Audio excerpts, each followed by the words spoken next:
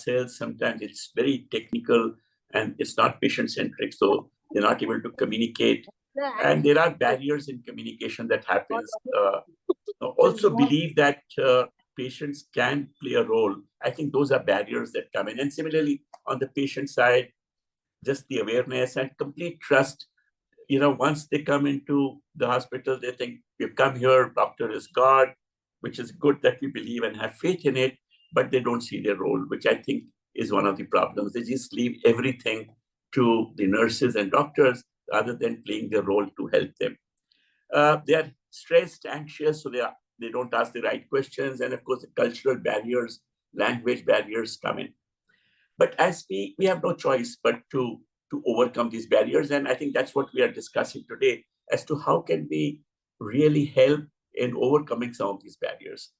And one of the things that we have to do is, today, patient engagement is really taken as if the patient engagement is that of the clinician, the doctor and nurses. But, Varsha, next slide, please. On the other hand, every hospital has two kinds of people. One who is treating the patient, the other somebody who is supporting the person who's treating the patient. That means all clinical, non-clinical staff gets in, whether I'm a receptionist, whether I'm in the back office, whether I'm a technician, ward staff. I think if they join the journey on that engagement, then I think overall we'll be far, far more effective. So everyone must feel and take the burden of the clinicians and doctors and nurses to support what they do. So the patient should do that, and similarly, the non-clinical staff should do. Next, please. As we look at these areas, one of the things that we should do is put ourselves in the shoes of a patient. Fortunately, all of us, unfortunately, all of us who are here today, we are either patients or we are caregivers, and hopefully we don't become patients if we are not, but we can all relate to the mindset. We don't come by choice to a hospital. It may be compelled, it may be an emergency. Most of the time, we don't understand the complexity of the body and the illness, which is what the doctors help us understand. Patients are anxious, concerned, they are tense, the expenses are sudden. One of the things that we don't budget ever are the healthcare expenses. They are always sudden and unplanned. The whole family gets affected. And on the other hand, the mindset is, we've come to the hospital, we've got full faith and trust, so all will be good. I think this is what happens. And hence, we have to take this mindset into account when we come in. We find even the caregivers who just sit and they think they have to just sit because their mother is in the hospital, but they actually play no role. They're watching TV or reading newspaper, but they don't play a role. Patient safety program you have organized now. Can we go to the next slide, please? So the expectations, I think all of this, we are very simple. We all want to go back, treated well, and it's all about our health and life. So there aren't very many expectations. Just treat, answer our questions, just help us get home safe and well. So that's the only expectation that we have. The problems that patients face, as I mentioned earlier, next please, is, sometimes the terms get, when you do try to communicate with us, the terms get very difficult. The prescriptions sometimes are written in a very brief manner with abbreviations used, which I'm sure another technician will understand, or a physician, pharmacy guy will understand, but we don't. So we miss out on the dosages sometimes. Many times we are told we're signing up consent forms. We just sign, I too, while we are doing all this, we sign there, we hesitate to ask questions. But if I knew, and I can take my own example, when I went for an MRI, I signed the form, but nobody actually told me it was my first MRI. And I suddenly found myself in a tube. There was noise. I opened my eyes. I found I was in a tube. I was claustrophobic, and I moved. So what should have finished in 20 minutes, I had to repeat it, and it took 40 minutes. and it was the most uncomfortable time. But if somebody had prepared me for it, which happened in my next MRI, I knew what it would be, it became easier. Incomplete communication at time. I just took my wife recently to a doctor, and she is on Thyronorm medicine. She also takes calcium, and this is the first time anybody told us that there should be a 4-hour gap between the calcium tablet and the Thyronorm, right? And these are areas that come as incomplete information. Maybe this is very fine information, but there are many other risks and precautions that could be given. There are sometimes doctors are so rushed. I know doctors who leave at 7:30 in the morning, reach home at 9:30. There are so many patients waiting. So when people ask questions, they get irritated, but they don't have to answer all the questions. And I think that's what we're going to talk about. There should be somebody else who can do this. I recently had a surgery when I was getting discharged. Normally, the day before the discharge, they tell you we are getting a discharge, but it was only on that day, within an hour, I met the physio, dietitian, nurse. Somebody came and explained me medication and wound care. There was just so much overload of information that I'm not sure how much I absorbed. But if this process had started the day before, when the doctor had said, you can get discharged tomorrow morning, I suppose we could have managed, and there wouldn't have been so much rush. So all these are solvable issues. Next, please. We can make these conversations very, very effective, by just using next slide, Prasha. Make them very patient-friendly, use local language. But the key is, can we use charts and diagrams and videos, which many of you do use. We've seen those in many of the OPD, but I think it's not universal. Instead of explaining people, you can actually hand over pamphlets. The endocrinologist we met recently, he actually took out a pamphlet on diabetes. It had tons of information. It had charts to fill up. And I think that made it was so easy. It made it so much more easier for us to work on, and saved his time as well.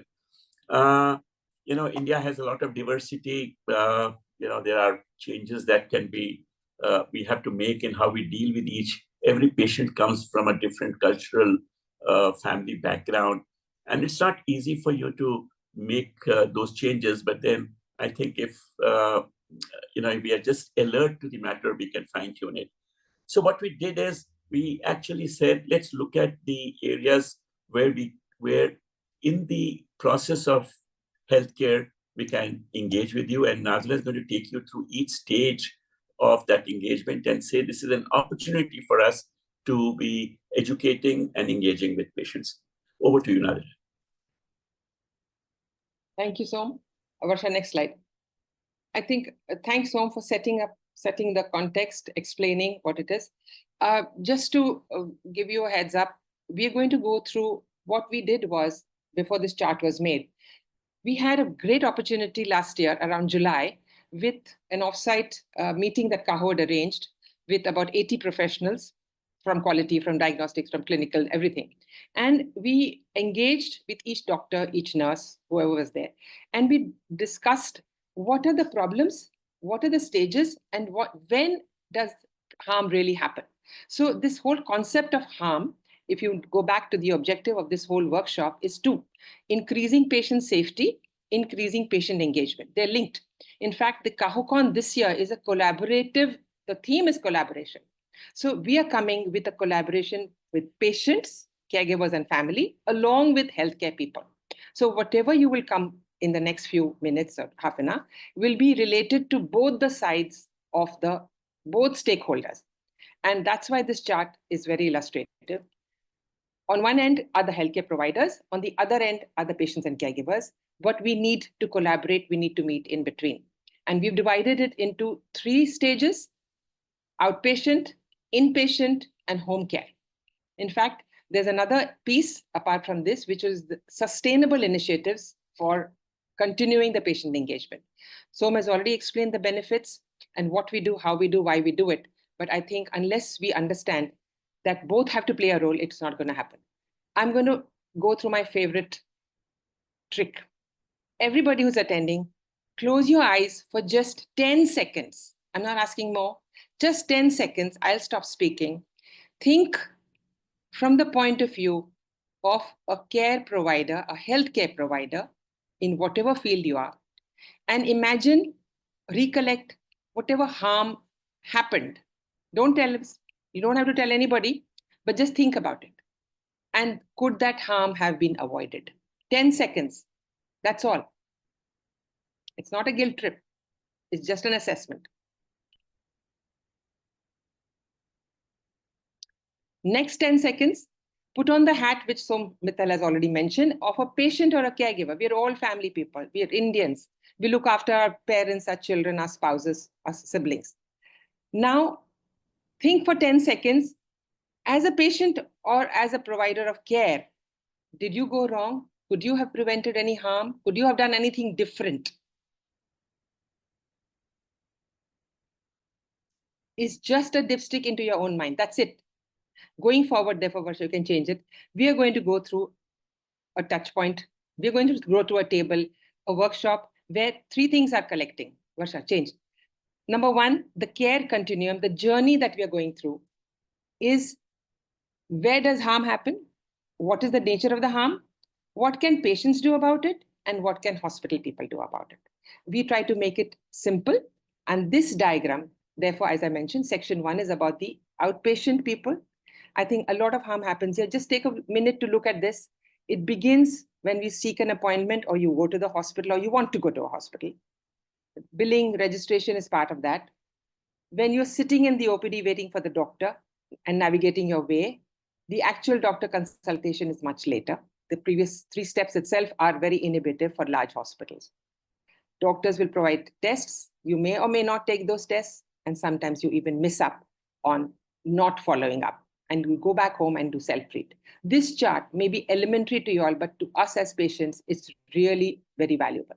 And going forward in the next 5 slides, I'll explain the different problems and the different solutions we can come up next.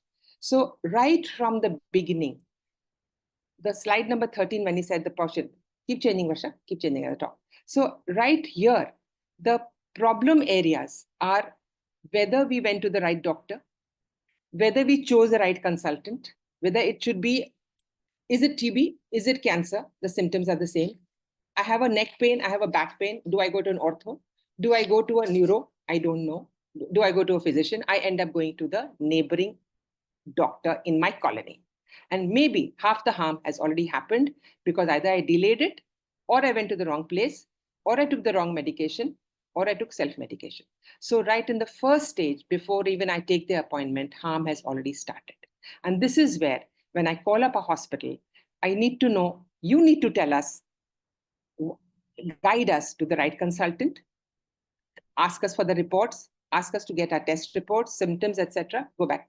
And even in the billing, etc., we need to know what are our options, what are the costs, and what are the different doctors available.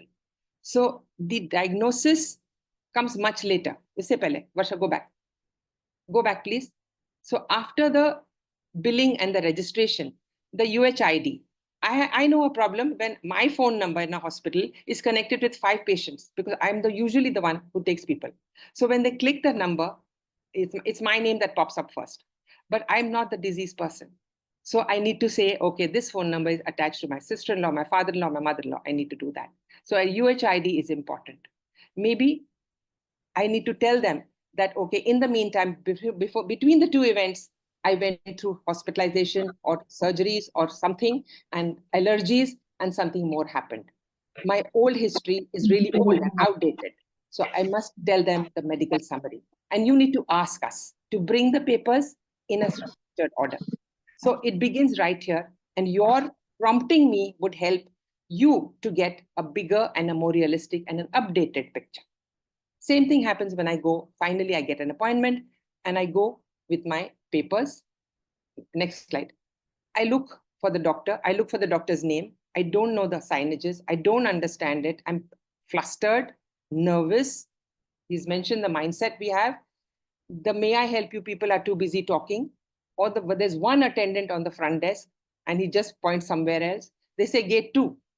Where is gate 2? Next to gate 1? Next to gate 3? I can't read the signages. My normal doctor sits in one room, he's changed his room. The label has not changed. So I'm so confused. Right in the navigation, I start going wrong. So within the first 5 minutes, I make up my mind not to come back or to come back. Long waiting queues, interruptions from sudden patients who come for an emergency, the doctor's on his rounds, all these things make us hassled.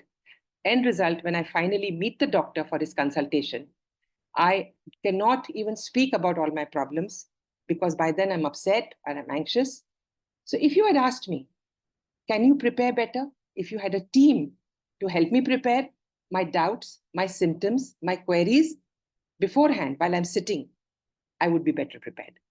If you had the televisions running there, explaining to me why I should prepare, why I should take tests, why I should take preventive health checkups, I think it's a great opportunity for patient education, which is actually almost, I think, 4D of NABH standards.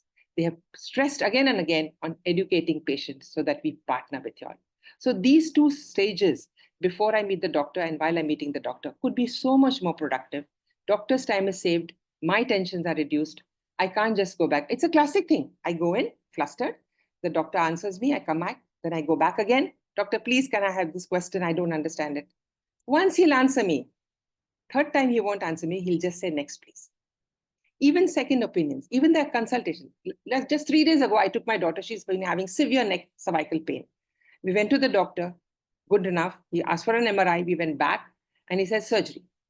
Now, he didn't tell us why it happened, what surgery entails, what are the alternatives? Should I do physiotherapy before that? Can I help myself? I kept asking, I kept probing, and I could see the irritation building up. So consultation doesn't mean only treatment. Consultation means telling us why we need to do what he wants us to do. So I think if we knew the whys, we would always follow the protocols. So an engagement from both the sides is very important. And trust me, you all are competing with artificial intelligence, with Google, with internet. There's information overload. Dangerous, very, very dangerous, because it's half-baked knowledge or it does not pertain to your particular body state. So it's very dicey out there. Harm is happening and we need to prevent it. Next. So even after the consultation and he asked me for diagnosis tests, most of us, unfortunately, because of the commercialization, because of the growth in this industry, which we really thank you for. I mean, the amount of research, hats off. Both Som and I are really impressed with the dedication and the speed with which new things are happening in this industry. But it also gives us a doubt. Are they overcharging? Are they going to just take tests for the sake of test? I just did an X-ray. Why should I do an MRI? I just did an MRI. Why should I? CT scan. So again, I don't know why I should do it. You take a consent form, as he mentioned. Was there an alternative to that? Do I have a say in it? I don't know. Do I understand the procedure? I don't know. And I go in blindfolded. Tell me what to do before, tell me what to do after, explain the reason for me, and then I'll follow it. Even more dangerous is half-baked knowledge. I see the diagnostic summary.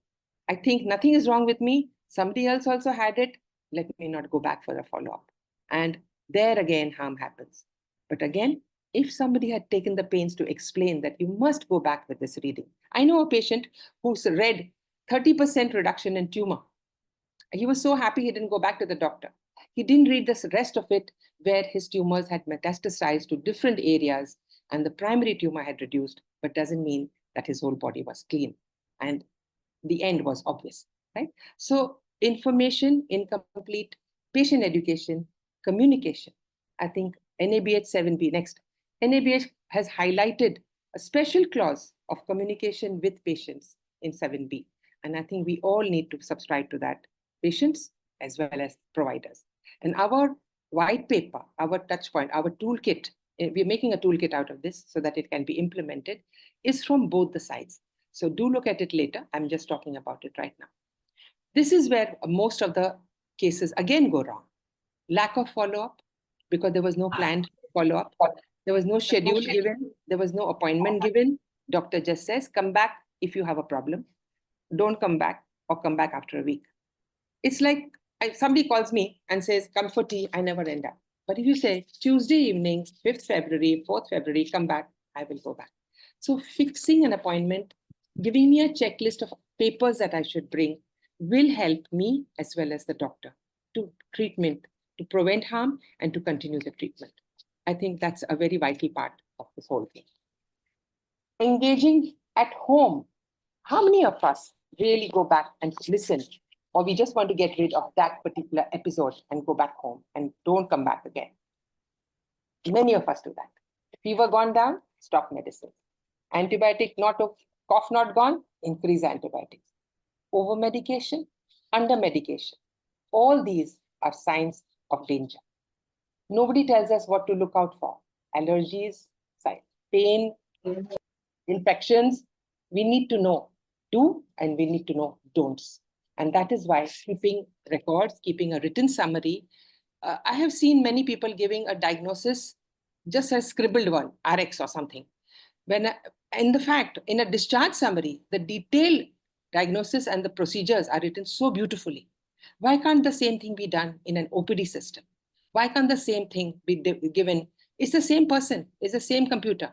If you gave us a detailed list of what happened, what it can lead to, maybe we'd be more careful. And in our foundation, we are doing just that, highlighting the risks, the consequences of a delay in symptoms or ignoring a symptom. So patient education and communication are at the heart of this whole workshop in the two-way engagement. Next. The whole idea is to reduce readmission times and improve health outcomes with the least of agony. This is about the OPD areas. It includes short stays, daycare procedures as well. When I come to IPD, even this follow-up, it's okay. So the whole idea is to reduce doctors' time with unnecessary work and create an ecosystem, whether it is technology, EHR, digital. I was recently in a session with 30 cancer patients. And I said, okay, how are you? And they were very excited because I'm a seasoned veteran there, being a survivor. And I said, show me your records, show me how's your health. And everybody started opening their bags and, tea stained, samosa stained, puri stained, poor things. They live on the Rain Baseras. They could not find the latest report. Somebody had given it for a photocopy. Somebody had given it for the blood test. They didn't have a copy left. Originals had gone. Only one girl, only a young girl was proudly showing me in her phone the complete chronology of her original symptom, test, consultation, medication, billing, and her follow-ups. I was so happy to see that. I think perhaps the next generation is smarter than us, but I think we all need to get there and keep so that there is sufficient time reaching early. Even if you're late, go in early and prepare all this. I think that is the time when you can also give patient education content, because in the hospital, I'm receptive. When I'm sick, I'm listening. And healthcare workers, healthcare providers, all of you have this lovely opportunity to teach us what to do. We will learn. Trust us, we will learn. We will learn in IPD, we will learn in OPD. Next question. So you have much more time when somebody is admitted. We agree. This is the kind of work, thanks for showing this. This is the kind of work we are doing in text formats, in pictorial formats, in videos, audio podcasts, and it's available free on our website. Keep going. And you can display it in the forums. You can give them as flyers. You can put up charts. You can keep them in the OPD area. You can run it on the television screens. Instead of showing the latest political match or the cricket match, perhaps telling us how and why there's a difference would help educate patients. It's a lovely opportunity. And while we sit and watch. And I have seen some hospitals doing that, and I really like that idea. Not just who joined and who left, but what is an appendectomy, what is a cardiac arrest, things like that. Coming to the next part, the inpatient, I think that's a longer opportunity, a longer window that you have. Similar, and your KPIs are dependent on reduced readmission rates, reduced hospital-acquired infections, and sometimes I think reduced even the time of stay, including the discharge time or just the time in the rehab center. All this can happen if both of us work together. I have seen several, imagine a state, just imagine a ward. You've got 4 people, keep going, jump. You've got 4 people in that ward, 4 beds. A chronic hypochondriac who loves to come to the hospital. Varsha, you can change. because that person loves, the only attention he gets is in the hospital from the nurses. So he continuously rings the bell, even if it's for water. You can change the slide, Varsha. Even if it's for water. There's a second person who's very docile, who doesn't talk, who's quiet, who doesn't even ask questions, who just swallows anything given or doesn't swallow anything. There's a third person with a clued-in caregiver who's listening, who's watching, who's even checking the name of the medicines that come to the person, who's cleaning the desk, who's removing the infectious cotton wool or the needle that is kept on the same table where the water table is there. And that's why that person is more attentive to the patient as well. In comes a fourth patient, fresh from the surgery, just from the recovery room, critical, and all the nurses gather around them. Which of the 4 beds do you think is going to help that nurse to handle the rest of the patients? No marks for guessing. It's the clued-in caregiver. Those 5 minutes which the nurse spent in room orientation, explaining the medication, explaining the diet, the rights, the responsibilities, the etiquettes, the food, where to throw garbage, where to throw the infectious stuff, where to get drinking water. I think even that admission and the ward orientation is so crucial, which we all miss out. So let's not miss out on those small things that make a big difference. Financial counseling, a big thing, because with the change in room, the tariff goes up, the consultation, everything is 1x, 1.5x, 1.3x. Even the OT charges change, although the OT was the same. And this leaves a bad taste in the mouth. So I think counseling is required, insurance policies are required, and all this can be handled. Besides the doctor, somebody else can do it. That's where the non-clinical staff comes in. So Mr. Mittal mentioned non-clinical staff. All this can be done by non-clinical, saving time for the clinical. Next. And when I talk about teaching the patient, I also mean teaching the caregivers. Next slide. So during the ward is your ideal time for what you call medical reconciliation. It's a lovely word. I didn't know. My sister-in-law was being discharged. She was busy. The nurse gave her 5 days medicine packed up in pouches. There was enough time to go back home, settle down in those next 3-4 days. By the 5th day, she was able to take her medicines by herself. A small little thing went a long way in preventing wrong medicines. She had about 7 or 8 pills, but she could manage that. Even during surgeries, the classic example is Sridevi's mother. Sridevi had all the money at her disposal, all the doctors at her disposal. But nobody had told her to check the site of the surgery. Nobody had told her to check the name of the patient. Good doctors can also make mistakes if they're given the wrong packages. Her doctor, a neurosurgeon, looked at the X-ray of a different patient and operated on the wrong side of her brain, damaging her life forever. They had to shift hospitals in America, reoperate, but she'd already lost her eyesight by then. So as a little thing of patient identification, I think we can do it. We should be doing it. The attendant, the patient, there's a barcode, there's a name. We can all do it. We can save infections. We can do hand washes. We can check our numbers. We can check the names. So there's lots to be done at every stage, including the tests and whether there is a report. Gathering reports in time. Next. So during a recovery also, there is time for you to teach us how to manage when we go back home. Discharge, as you mentioned, is a very high tense period. Next, Rasha, keep changing. Now, at the discharge time, you're running for bills. You're wanting to wait for the TPA. The insurance hasn't come through. Kindly change the slide. You're waiting to gather the medicines. You're waiting to return excess medicines. You're waiting for the dietitian who's already gone home. And you're at a loss because the real things are all messed up.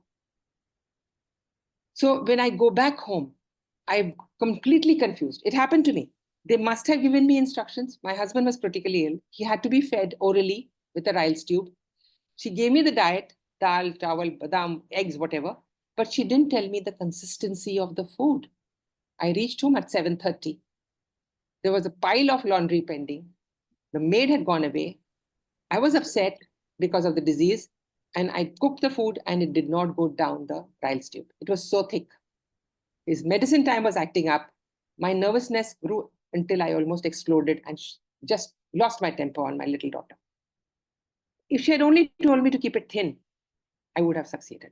So listening a day before, it's written, a day in advance, telling us, give us a checklist, give us a written methods. And it's not about how much knowledge you have. It is how much knowledge I as a patient can have the capacity to learn. And that is where the sensitivity training that Mr. Mittal talked about in our slide number 14 comes of use.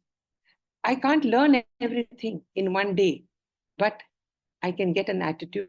If you give me the patient education material, if you give me access to it, by the way, we are giving you QR codes, so that's easily decodable when you take it home. In all languages, we've got them in 12 languages, and a checklist of precautions, a checklist of do's and don'ts, most important, of negative signs to watch out for. Even if I have a negative sign and I try to reach you, the phone number that is written on the discharge summary, nobody picks up, or it goes into a loop, or it's non-existing. Lines have stopped existing, but the line number has not changed the discharge report. So please be careful. Please review these little things which make a big harm later on. Next. So we are just talking about these stages. And of course, we owe it to you to follow up, to provide feedback, to provide our experiences, not as an incident report. I had suggested to somebody, change the name. Don't call it incident report. Call it a learning report. That's fine, because we learn from it. And I think that's where, if both of us work together, we can really do a big difference. And the story doesn't end here. The story has just half done here. Because according to me, at least 90% of work, home care, is happening, care rather, is happening at home. Both before, here, Mr. Mittal mentioned the care continuum, before, during, and after. I've just spoken about the two befores, but there was a before and there's an after which get linked. The loop will get complete in the home care. Varsha, change it. So what is home care? What is the meaning of home care? Now, these are, again, thanks Varsha, for showing us different languages, preventing falls in the hospital, preventing falls at home, how to choose there are many things that we do, which appear simple, but which can prevent great harm. Please shift to home care, please. So when we go back home, there may be 4 reasons, basically. We may have just got a large treatment done. And as I said, I don't know what to do when I go back home. Or I need to look, I'm into like chronic care. Like I know people with dialysis, they have to monitor their water intake, their food intake, their potassium intake, their creatinines. Blood pressure people have to keep changing. The blood pressure people have to take their blood pressures. Even the way we take our BP readings are wrong. So we need to continuously ensure that our devices are calibrated. Varsha, please shift. They're calibrated and in sync with whatever is happening in the hospital. Even an emergency care, both for first aid or serious medication problems or serious wound problems, all these can be attended to if we have learned, if we have been taught in advance. And it's up to the hospital. Your own readmission rates will come down. Your own, your performances go up. So it may be, yeah, go forward. So there are many challenges at home. Once we reach home, we think we're fine. It's wrong. I know it's wrong. But we think everything is fine. We go back. Let's say it's a surgical patient, a knee, and you say mobility. But that person lives in a duplex home or on a first floor, on a second floor. Is he allowed to climb the steps? Nobody mentioned that. And again, the harm can happen. Again, he can get readmitted. So a lot of elderly care, chronic care, even palliative care, we all need this training. And for trainings, we can have many options. Mr. Mittal will explain that. Keep going forward. But before you send us home, give us that kit, give us a toolkit, and help us to understand the importance of what is written in the discharge summary. You've taken the time. The importance of reporting symptoms immediately, and whatever assistance we can get at home. We'll keep calling you up otherwise and keep bothering you. But if we know there's access, and there's lots that's happening in technology, in assisted devices, in remote monitoring, there's telemedicine, there's so much more that has grown in the last 10 years. It's amazing, and it's fruitful, and it's encouraging that all of us can use it. But you have to tell us, you have to pitch it to us, and we'll use it for our benefit. Next. So these are the basic things that we were talking about. But how do you sustain it? Varsha, keep going forward. So, and when you send us home, a personalized care, these are some of the tricks we've given. This is the this is the training. You can either give us real time when you're sitting there in 5-minute doses, or you can have a separate counseling room where one day is infection, one day is grooming, one day is home safety, one day is nutrition, and we will attend. We will attend them. So these are the topics on which trainings can be continuously given in a hospital setting, maybe between 3 p.m. to 4 p.m. when things are a little quiet. Maybe that is the right time, or give us handouts, or give us access to your portals, or patient support groups. That's also a great method of doing that. So engaging us means educating us, means improving our performance, means improving your performance. So it's all of us together in this game. And I've known so many instances where educating me or educating my child has helped to prevent harm. I mentioned it earlier also. I mean, watching out for danger signs, allergies, sudden drop in blood pressure, temperature, cold sweats, all that is harmful. So let's not assume things. Next slide. And let's go forward together and make a better, some of the handouts. But we can sustain this with patient education. And there are many more strategies, which I'll hand over to Som. And whatever queries you have, please pick them up at the end of this next 10 minutes. Thanks, Som. Over to you for your sustainable initiatives. There are lots more that we are doing, lots more doing, and a toolkit will come to you whenever you want it. Please reach out to us if you want the toolkit for engagement. Thank you, Radha. I think that's been very comprehensive. I'd just like to add, we had this opportunity to speak with you. So we are telling you about what our expectations are, what are the opportunities where, healthcare providers can engage.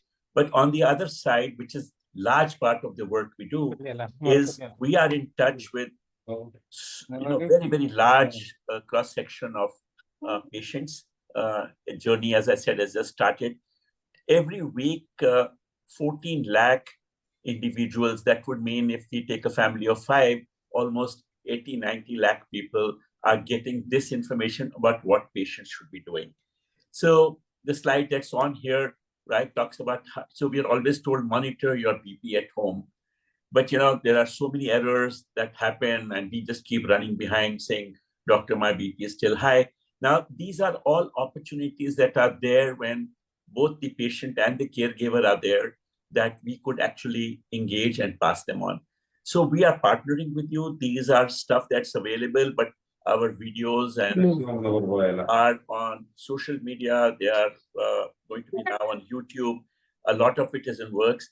We are now partnering with CAHO, and there are videos being made to explain all that is written in the consent form, which says, yes, I was explained what the risks are, what the procedure is, what are the other options. So instead of your having to spend time, you could actually just take a QR code and pass it on to a patient. So we will help you reduce your burden, right? But our request to you is to take this forward. Now, can you move to the next slide, please? So, next, please. Can you go ahead further? Yeah. So, this journey is not one time. It's not about just because the patient has got face-to-face time with you, either in OPD or in IPD or during convalescing at home. But we have to make this, in a sense, completely sustainable. In a sense, it should become part of the DNA. And I know NABH is specifying this in their 6th version, but I don't think it's just a compliance issue, right? So I'm sure, with the commitment that all of you have, it will go beyond just NABH certification, which I think is anyway important. So 3 areas that we think, and there could be more, which we think will make patient engagement sustainable, other than the ones that we showed you through our charts, which many of you do part of it, some not. First is about taking real-time feedback for continuous improvement. The second is of promoting, creating patient support groups, and then establishing patient advisory councils. in a lot of ways, everything that the three are covered in the NABH 6 as well. But let me take you through some of the suggestions we have here. Next slide, please. So if we look at real-time feedback, every time I go to a healthcare facility, whether it's a lab or it is a imaging area or it is a hospital, by the time I reach home, I get a message saying, please give me feedback. As per whatever my understanding is, less than 15% people actually give feedback. And that's a very small number. In fact, some places it's less than that. Yes, we get a good score, but it's not about NPS. NPS just tells you whether I was satisfied or I was very satisfied or otherwise. But what we need is really qualitative feedback of the patient experience, and that can be given real time. Most people go back home and it's forgotten. They had so many suggestions to give, but they had no way to give it. But once they're back at home, they don't write. In fact, majority of the questionnaires that I've seen do not even have a place to write that this is my suggestion, because even those suggestions are dropped down, which forces me to select rather than the other way around. So it's not so difficult to get that feedback right on a real-time basis. In fact, we could even record it. We're just saying, is there anything at a discharge time, anything that could have been done better, any experience? Now, I would say, when we take real-time feedback, as we always say for feedback, don't kill the messenger, right? So whether it is your own staff who is collecting the feedback or their own feedback, I think it's important that it is collected real-time. This didn't work, whatever happened. There are so many examples that are there where real-time feedback can be given. And we are blessed that there are many who could give those feedbacks there. So please take real-time feedback and not only the one which is done through a formal survey. Next is on promoting, next please, of support groups. We know there are support groups.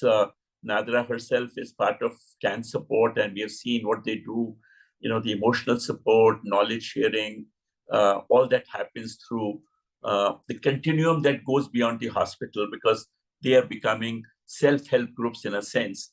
And I think those patient support groups are getting more and more important. And particularly these are for chronic diseases, cancer, diabetes, Alzheimer's, senior citizens, etc., where they have common issues and we could help. As healthcare providers, right, you could refer patients to an appropriate support group. You could actually update and educate those groups on the latest that's happening so that they're not working on their own.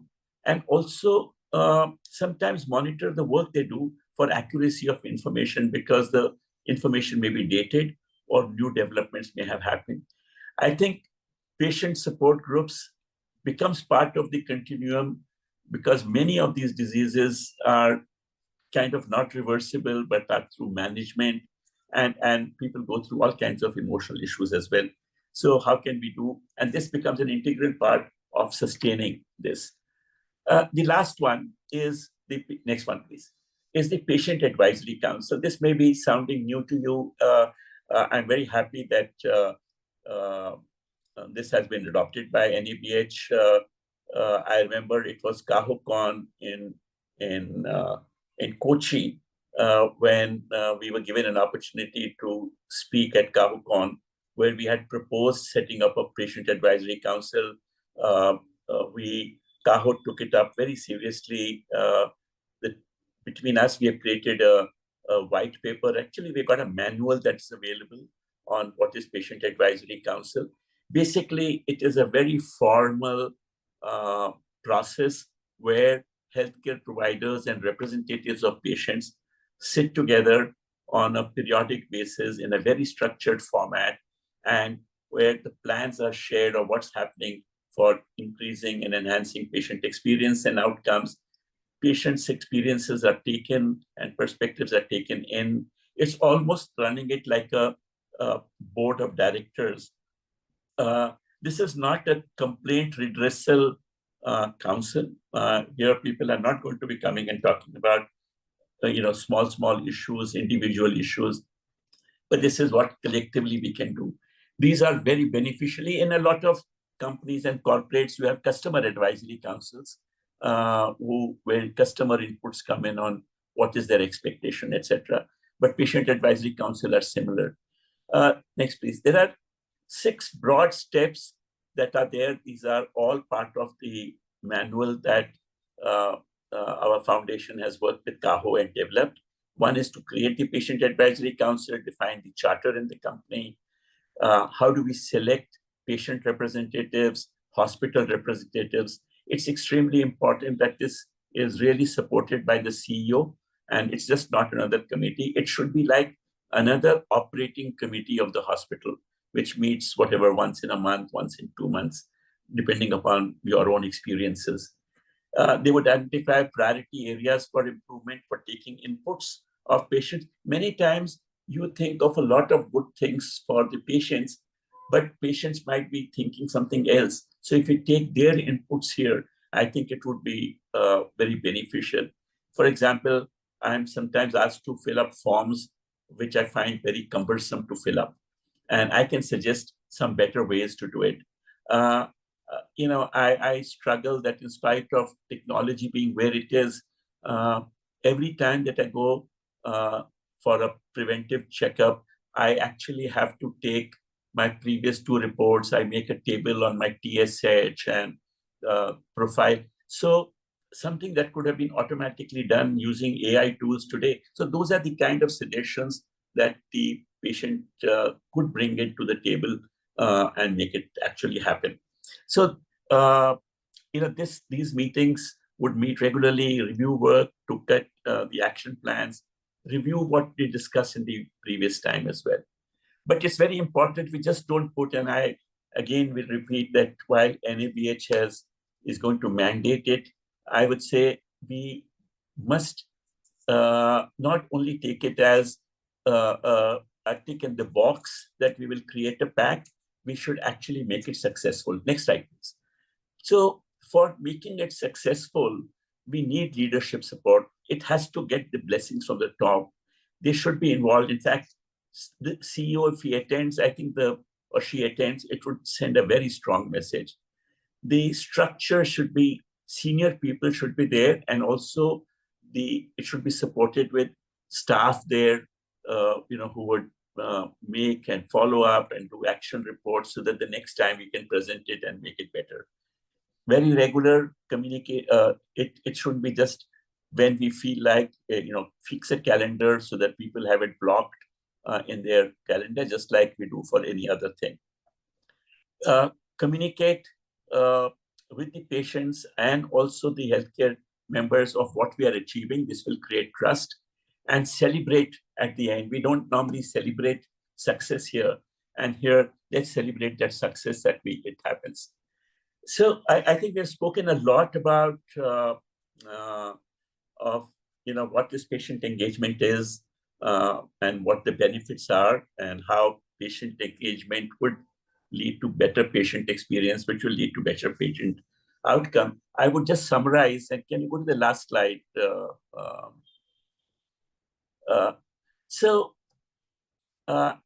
While all of us are working hard, I think there is a need for change in mindset. One change in mindset is of the patients, and that's our job. We are trying to do that outside the healthcare environment. So we will reach out to them before they reach the hospital or a doctor and ensure that they are equipped and they understand the need for getting engaged. But also within healthcare providers, we have to see it from the lens of the patient, put ourselves in their shoes and do it. I remember there was a pushback when I was making a presentation in Bangalore where people said, "Oh, you're almost asking us to treat the patient like a customer." And I said, what's wrong in it, right? A customer is very different from a patient. Customer normally I go as a customer by choice to buy something. I don't come to a hospital, so I'm a patient. I only have one requirement, which is I go back safe home. People treat me well with empathy. I should be stressed out more. I should be able to take informed decisions. So I think that change in mindset is required, that patient is in a sense, stressed and is also a customer. I think we should look at every single opportunity, and Nadra took you through many of them. We might have missed out some, where we can engage very productively both ways in a two-way communication. Give those handouts, make it simple so that your time is saved. Display stuff. When I'm in a hospital or at my physician's waiting room, every poster that's there, because I'm waiting, I watch them. I'm fully attentive. And I think that's a very nice way of passing on patient education material. And by the way, many of you know better than us how to make them, but if you want, you can use all the material that we have. We've actually made it for the same purposes. Using digital medium and printed formats will make it easy for you to do it. Training and empowering and encouraging clinical and non-clinical staff is important. Let us not just put the burden on the doctor who are already under stress, or the nurses, but the entire team can be together on it. And there are many ways they can do it, about just conveying to, and a lot of places I've seen the preparation for the patient to reduce doctor's time is done in many places as well. So let's do this. And last, as we said, please take real-time feedback. At the end, I would say, we are happy that 3 years back, actually, when this idea came, we jumped in. We didn't know what we were getting into. But I must thank particularly the healthcare providers. We have close to 400-500, little over 400 hospitals that are actively engaged.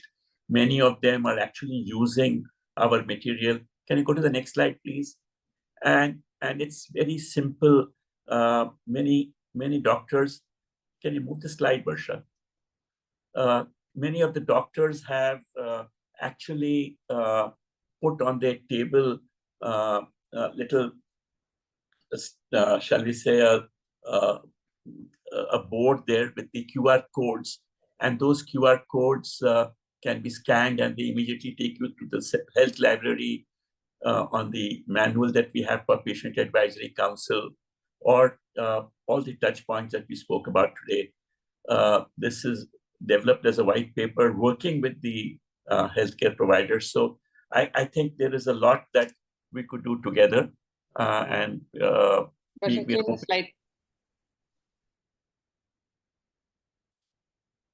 next slide, please. I think it's stuck or frozen. Okay. She's trying. Yeah, it's here. Yeah, that's it. So these are the reference also given to the clauses in the 6th version, Advisory Council, touch engagement and patient engagement, and also our Safe Health Library. Please download freely, write to us, tell us what more we could do and educate patients, the one that we are able to reach to. And we think it's a collaborative effort. We applaud all the work that you do. We have time. If you have time, we're happy to take any questions, suggestions from you. Varsha, can you open up and ensure that everybody is unmuted and they can ask questions? I'm not sure how we will go about it. Maybe if you're raising hands, and Varsha, then you can remove the presentation and put us into that mode of you can see everybody. I'll just take a minute. Thanks so much. Just take a minute. For everybody who perhaps does not know, this white paper was released on WPST. It's going to be released again in the CAHOCON. We have made, this is a screenshot of a section which is point by point, stage by stage, where you can engage, what healthcare providers can do, what patients can do, and why they should do it. The last column shows the potential mistakes that patients can make. So we've done it from the orientation of where we go wrong as people, and solutions where both of us can partner together. It's a long list. It's a 4-5 stages. And there's another chart which shows where to take the feedback. So all this will be part of the toolkit. Feel free to use it. Feel free to comment on it. It's anyway, we've taken it from the discussions from the healthcare providers. So it's a journey, patient journey, that we've tried to capture. So anyway, yeah, this is the one. So there's a whole section on capturing feedback, because this is the most difficult. You don't have the time, you don't have the energy, and how many times can you really do it? So we've got a variety, an absolute bouquet of systems that can come, and you can choose any 1, 2, 10, whatever methods you like. This is just a screenshot, but the whole thing is available in the QR code that was shown to you earlier. Oh, we open the floor for questions. Feel free to comment, add, and that's how we grow, learning from you, learning from the best, and we just repackage it, because that's what we've been doing all our life. Marsha, would you unmute people, or they can unmute themselves and ask a question? And yes, sir. Yeah. So Dr. Nidhi has a question. She's asking, sir, how can we take proof from patient that we have educated them? Sorry, read that again.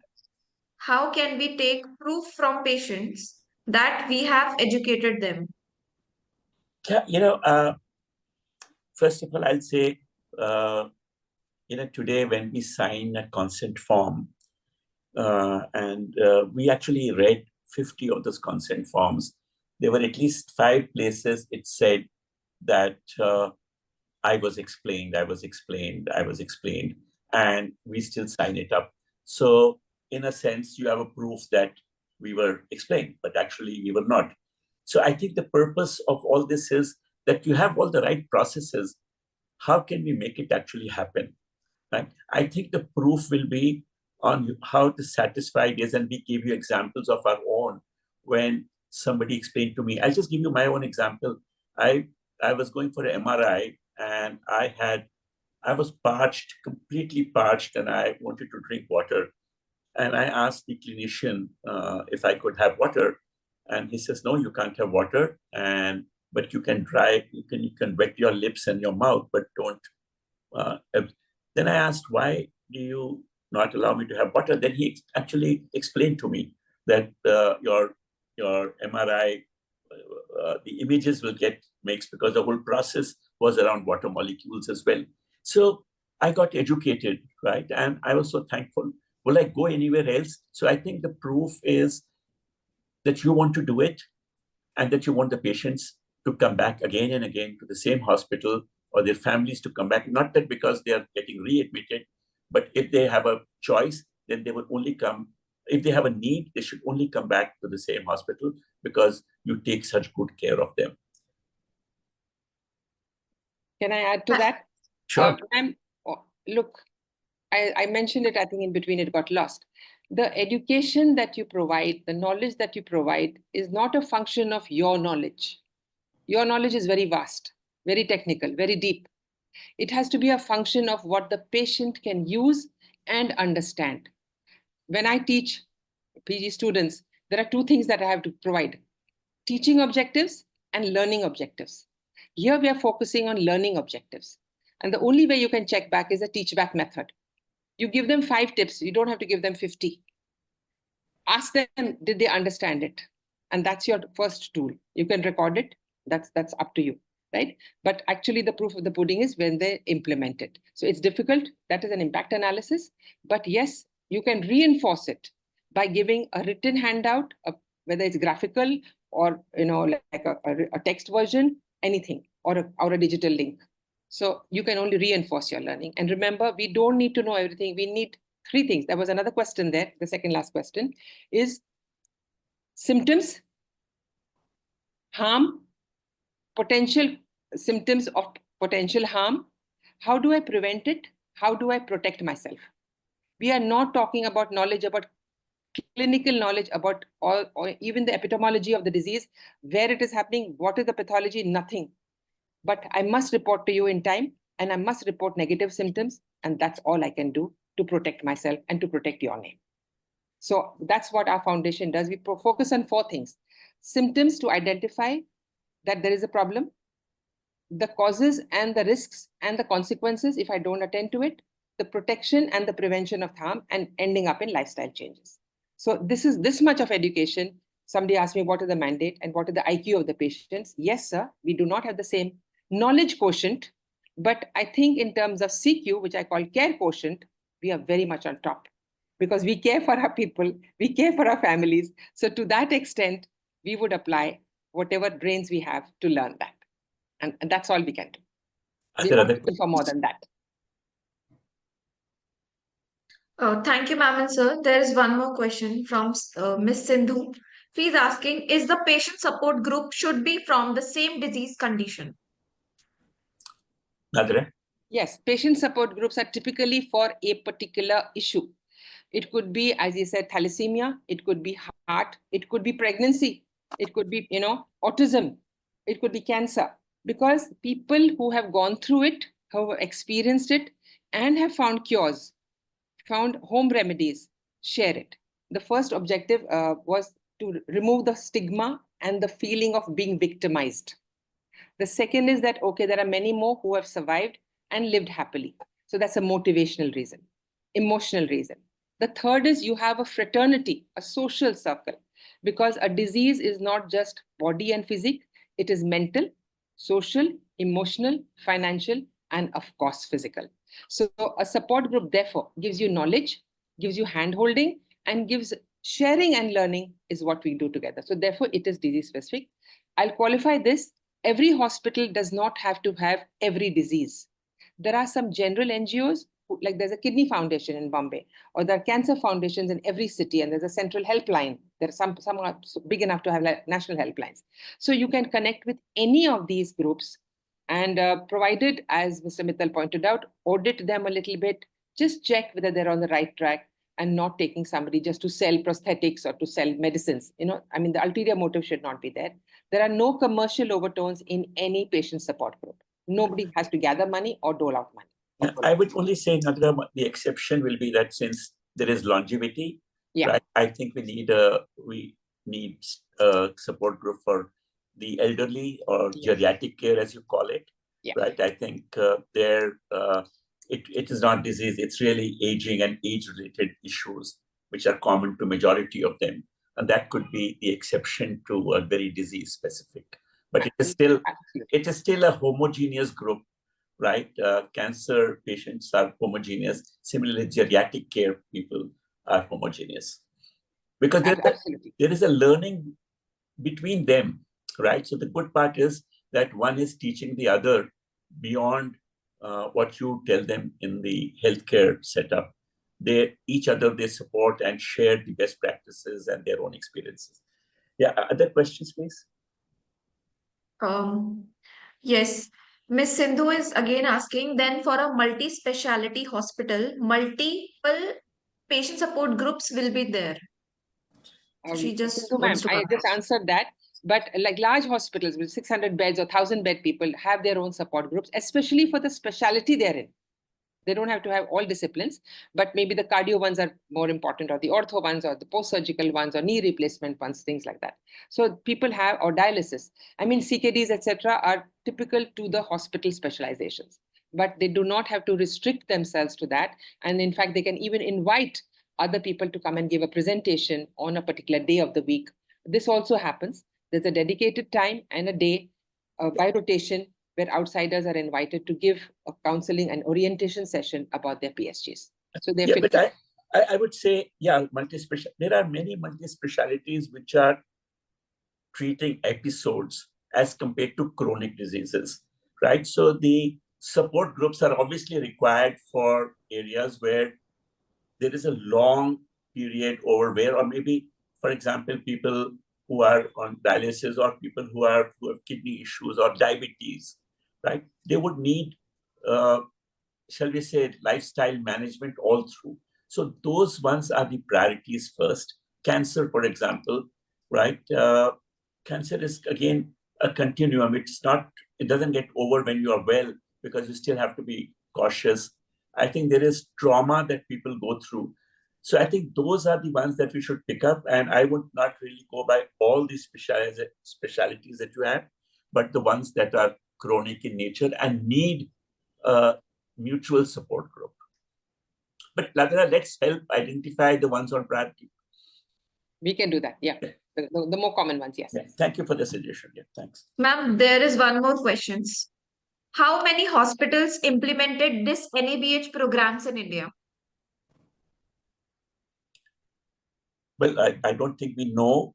It is very recent. There are some who had already started this journey even before it was started. As I mentioned, 3 years back, we spoke about patient advisory council, and many of them have actually, taken our inputs.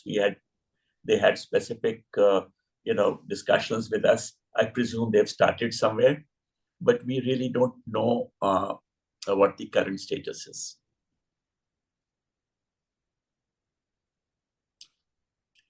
Any more? So there is one more questions. There are patients who require isolation, likely in OPD basis. No indication for IP. How can we handle these patients in crowded OPDs? Yeah, I don't have an answer. It's clinical stuff. We won't even dare go that way because I'm sure there are best practices that are available, and I'm sure CAHO would be able to get answers.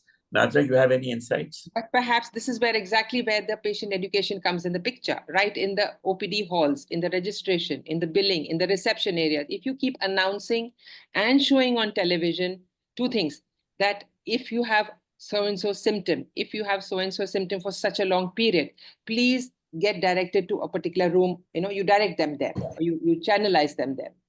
Simultaneously, on the TV screens, you can display that it could be COVID, it could be cough, it could be the mosquito-borne diseases or the airborne diseases.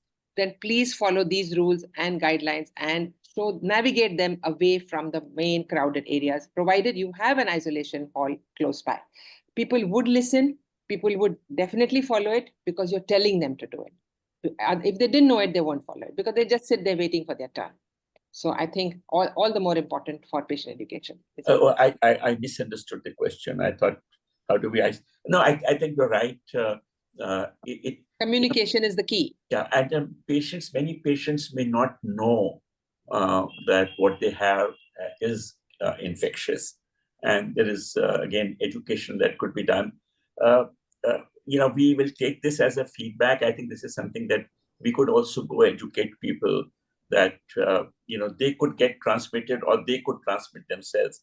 In fact, why would people not wear masks when they come to OPDs now, which are particularly crowded? I think COVID let us do that, and I think we could still do, but maybe masks are not enough.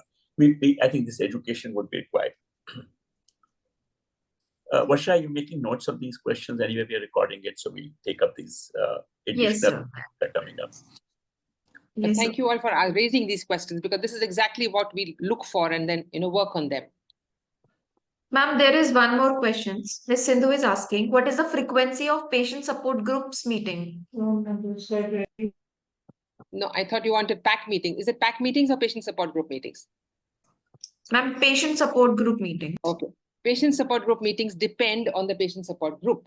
For example, I'm part of let's say a couple of PSGs. One is for cancer, where there is a daycare program where we get patients twice a week, depending on the age bracket, children separate, adults separate, and teenagers separate, 3 times a week. But every day there is an outpatient OPC, outpatient clinic, where patients can come in at any time. But the counseling, which is the main discussion, can happen twice a week. The other format in the same one is people who are busy, that there is once a week. There's an online meeting once a week. So it would really depend on the group dynamics. They're accessible. The leaders, the coordinators are accessible every day of the week on one-on-one basis. But a group collection happens periodicity, maybe once a fortnight, once a month, or once a week, which is predetermined. As I said, SOS can be anytime, and the coordinators will always respond. That is why they're there, because they themselves have gone through that journey. So Nadra, today, it is not necessarily for physical meetings, right? No, it can be online. I'm part of some groups which are informal groups, but on a particular issue, and people are sharing on WhatsApp. The only thing that you're allowed to put is you can only put information relating to that topic. So even creating those patient WhatsApp groups where you could actually be counseling your own patients in that part of the group Today, there are ways that WhatsApp can even create privacy where you can't see other people's phone numbers and so on. So I think there are ways and means of our creating virtual groups, which are quite effective. I think that's a very good idea. Excellent idea, Som. I think WhatsApp has changed the whole dynamics of meetings these days, apart from the Zooms and online things. So creating a WhatsApp closed group of selected people, you can have a permission filter to join and allow people, only those people who are affected to join. You can also have a chat bot using technology to answer basic questions, which are again monitored.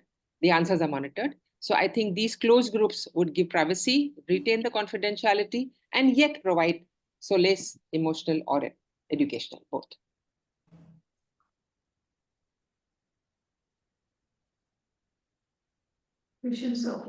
Ma'am, we don't have any more questions. Yeah, so, I would request that, number one, again, thank you very much for all of you. I believe there were many more people who wanted to join, and maybe the setting was wrong that we had only 100 people who could attend. We would put this up on the YouTube after suitable editing, so that it's available to everybody. But I have a request to all of you. Can you just, workshop, type out, or if you already have, our email address, so that people could respond to us, give your suggestions, also give your honest feedback, what you thought was impractical from your perspective, what difficulties you face. That will only sharpen. As we said, we are working with you. Our only objective is to ensure that the outcomes get better in the journey and patients get involved and they are aware. We will be helping you in this, and we'll be happy to take any additional points that we may not be covering. We have up till now sent about 60 odd topics on which every week we have sent out details. We have another 50 in the works, but there are many more, and we got a few ideas today that we will take up. So please do send your suggestions to us. While Varsha is putting up the last slide, I'm going to ask a question. How many of you have actively set up or tried to set up a patient advisory council? Anybody can answer. Ma'am, Dr. Asik here, we have already set up all thanks to you, ma'am, we have already set up a PAC. Even though we are just a small 100-bedded hospital, non-NABH, but all thanks to you and your day inspiration, we have already done it for the last 4 months. Yours is Northeast, na? Yours is in the Northeast. Yes, ma'am, from Manipur. Yeah, Manipur, exactly. Thank you, Dr. Asit. That's nice, and I hope it's going to help you. Anybody else who's wanting to try? We'll provide that manual as well. We already have those steps. And anybody who has done anything innovative in terms of patient engagement, we would love to hear that as well. Because this is an interactive thing and we want to learn as much as we want to share. You ate? Okay. All right. Okay, thank you very much, everybody, and appreciate your time. I hope it was useful. We'll wait for your comments and suggestions. This has become our ikigai, if we call it. Both Nadira and I have had experiences of avoidable harm in our family and ourselves, and that's not just motivation. We are actually motivated because of the overwhelming support we have received from all of you, and that you have accepted us with open arms. We are working with you rather than working at cross purposes. So we do hope that together we'll be able to make safer health for all of us. Thank you so much. I just want to add, from time to time, we are doing these kind of webinar seminars on different topics: emergency care, geriatric care, cancer care, eye care, eye health, etc. Please do join. I'll be putting it in the GC group and the other groups.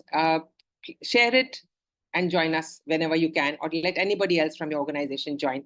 The next time the ceiling of 100, I think we'll change our Zoom settings as well. It's encouraging. Thank you. And thank you so much for being a wonderful audience. My colleagues must have put the Google form link in the chat box. We request all of you, please fill it and write your requirements and in the suggestion section in the Google form. We will be providing you your certificates. Please note that filling the Google form is compulsory to get your certificates. Thank you. Okay, thank you and have a great day and a good weekend. Thank you.